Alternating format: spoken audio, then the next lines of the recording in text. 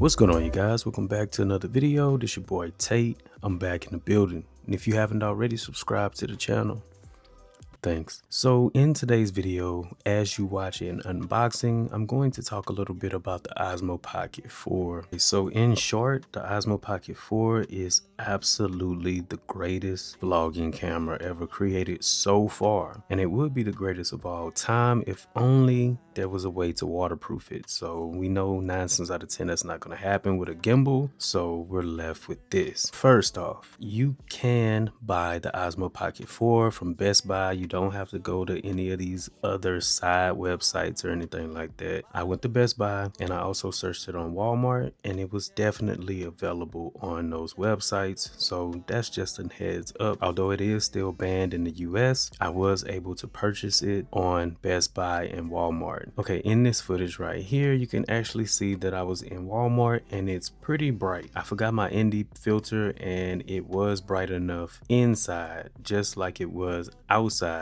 that I actually needed the ND filter, but I accidentally left it in the car thinking that I wouldn't need it. So basically, if you're gonna put your camera in manual mode, make sure that you have an ND filter available. I personally have a variable ND filter, but again, I'm going to go over accessories in another video. But even without the ND filter, I feel like this footage is usable. Maybe I just bring down the darkness and stuff like that, but I wanted to actually show you how it would look if you have it in manual mode and you actually leave your ND filter. So in this footage right here of my daughter on the toy aisle, this is actually me forgetting to put an ND filter on as well, but with the throwback LUTs I had in my pack, I was able to at least make and preserve some of those colors, some of those tones, and this doesn't look half bad, even though if I had the ND filter, it would have looked 100% better.